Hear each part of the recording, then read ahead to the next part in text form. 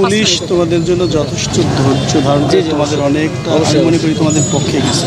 এখন তোমরা এটা করতে চেও না। কথা শোনো, আমাদের কথা শোনো, সব কথা বুঝতে হবে। আমি ঢাকা বিশ্ববিদ্যালয়ের স্টুডেন্ট, তোমরাও তাই। আমরা তোমাদের এই যে এতক্ষণ যে আমাদের যে আচরণ তোমাদের দেখেছো তো, সব কিছু কিন্তু তোমাদের মানতে হবে। আমরা অনেক ধৈর্য ধরে আছি। আমার মনে হয় তোমরা এখন আর এটা না করে তোমরা ফিরে যাও, তোমরা পরবর্তীতে তোমরা চিন্তা ভাবনা করে কাজ করতে পারবে।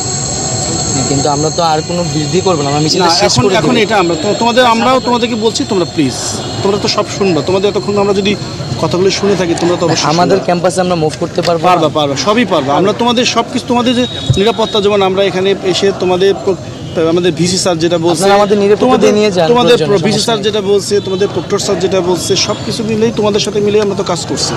আমরা মনে করি তোমরা সুন্দরভাবে কাজটা শেষ করছি।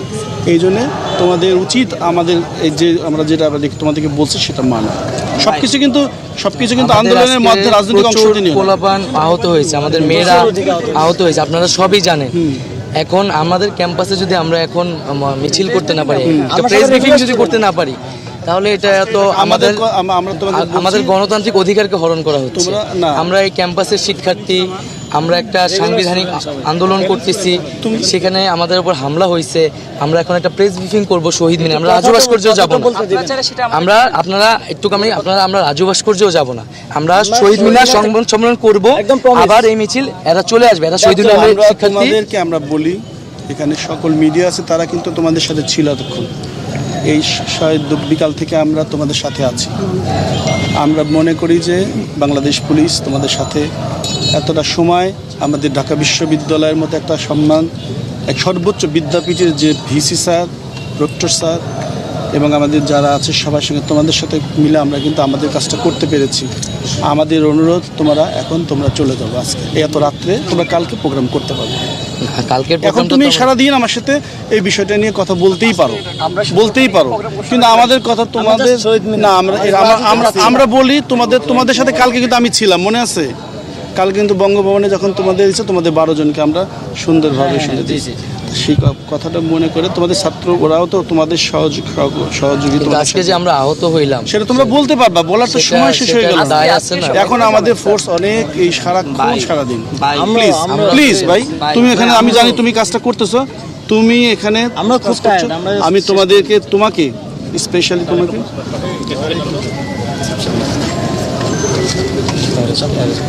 আমরা শুনছিলাম যে আন্দোলনকারী শিক্ষার্থীরা বা সমন্বয়ক যারা আছেন, তারা পুলিশ বাহিনীর সদস্যদের সঙ্গে কথা বলছেন এবং তারা প্রত্যাশা করছে যাতে শহীদ মিনার পর্যন্ত যেতে পারেন, কিন্তু পুলিশ বাহিনীর সদস্যরা তাদেরকে আর সে পর্যন্ত না যাওয়ার অনুরোধ করছেন। এখানেই তাদেরকে থেমে গিয়ে আজকের মতো কর্মসূচি বা অবস্থান সরিয়ে নেওয়ার চেষ্টা অনুরোধ করছেন। কেউ চায় না তোমরা ভালো থাকো, যাও ভাই, আজকে কথাটা মানো। চলো কথা শোনো, আমি তোমাকে বললাম, বলো। আমি কারণটা জানতে চাচ্ছি, আমরা কেন ক্যাম্পাসে শিক্ষার্থী হয়ে শহীদ মিনার যেতে পারবা? তোমাদের নিরাপত্তার জন্য, সবকিছুর জন্য। আমরা মনে করি যে অন্ধকারের মধ্যে কেউ যদি একটা ঢিলও মারে তো তোমার গায়ে লাগে।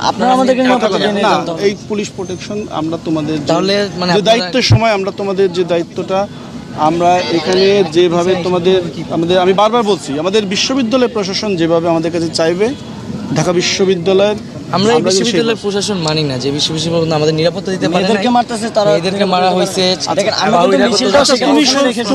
তোমরা সারাদিন আমার সঙ্গে কথা বলতে পারবা, আমি বাধা দিচ্ছি না, আমাদের নিরাপত্তা শেষ, তোমাদের সবকিছু করা, আমরা এখন চলে যাবো। তারপরে আমি তোমাদেরকে, যেহেতু আমরা এতক্ষণ ছিলাম, তোমরা আমরা ইউনিভার্সিটির স্টুডেন্ট বা চলেন, আমরা একসাথে শেষ করে চলে যাই। এইটা আমরা এখন আমাদের ফোর্স খুবই অলরেডি কিন্তু ওই অনেক ফোর্স, তাদের 8টার সময় রোটেশন, এখন 10টা 9:25 বাজে চলে গেছে নাকি? আচ্ছা, তোমাদের কথাটাকে আমি শেষ করতে পারছি ভাই, যাও তোমরা। আমরা তো খুব শান্তিপূর্ণভাবে বলছি,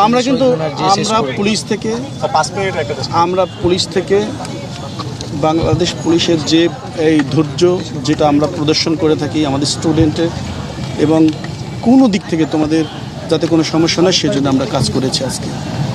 আমাদের মনে হয় তোমার যা না উচিত, তুমি এই কথাটা তুমি বলতে পারবা কালকে, ঠিক আছে ভাই? আমাদের কথাটা আমরা তোমাদেরকে যেটা বলেছি সেটা আমি তোমাদেরকে বললাম। আমরা কিন্তু এই যেটা এখন আমি মনে হয় তুমি এটা বুঝবা। না বোঝা কিছু না। না, আমি যেখানে এখানে এসেছি, আমি যেখানে আছি ভাই, ওনার সাথে তো আমার কথা হয়েছে স্যারের সাথে, তো আপনাদের বুঝেছে যে আমি যেখানে এখানে আছি বা আমাদের সমন্বয় টিমটা আছে, এখানে কোনো ধরনের বিশৃঙ্খলা হওয়ার সুযোগ নেই। আমরা মানুষও খুবই কম, জাস্ট আমরা সমন্বয় চাই, জাস্ট একটা আমাদের সিকিউরিটির কিছু রুল আছে, বুঝছো? কিন্তু এটা তো আমাদের ক্যাম্পাসের ভিতরে, পরিপূর্ণ আমরা তো শাহবাগে যেতে চাচ্ছি না। আচ্ছা ভাই, তুমি কি আমার কথা বুঝতে পারছো ভাই? বুঝতে পারছি, কিন্তু আমি কারণটা বুঝলাম না, আমার ক্যাম্পাসে আমি যেতে পারবো না। তোমরা আমরা তো অলরেডি কিন্তু আমাদের সব চলে যাচ্ছে। আমার মানে তোমরা তাহলে আপনারা ফিরে দাও। যাওয়ার তোমরা পরে আমরা যাবো, তোমরা আমরা ফিরে দাও, অপেক্ষা করবো। তোমরা ফিরে দাও আজকে। অনেক তোমরা কিন্তু অনেক সারাদিন আমাদের ফোর্স এবং সবাই কিন্তু অনেক পরিশ্রম করছে। তোমরা চলে দাও, তোমরা চলে দাও। শুধু আমরা ঢুকতে পারতেছি না নাকি কেউই ঢুকতে পারতেছে না? আজকে যে কাজগুলো হয়েছে তোমাদের কিন্তু আমাদের প্রতি স্যাটিসফাইড থাকা উচিত। আমরা কিন্তু একটা কথা আমি জাস্ট বলি যে বাইরে থেকে অছাত্র বহিরাগত টোকাই পর্যন্ত ক্যাম্পাসে এসেছে। আমরা ক্যাম্পাসের স্টুডেন্ট, রেগুলার স্টুডেন্ট, আমার আইডি কার্ড দেখেন আপনি, আমাদেরকে আপনি যেতে দিচ্ছেন না। এর থেকে দুঃখজনক আর কিছু হতে পারে না। আমি তোমাকে যেটা বললাম সেটা এটা আমরা মনে করছি যে আমাদের শিক্ষার্থী হিসেবে যে আমাদের ফিরে যাও। অধিকার, গণতান্ত্রিক অধিকার, সেই অধিকারে বাধা দেওয়া হবে। বাধা দিয়ে তুমি মনে করতে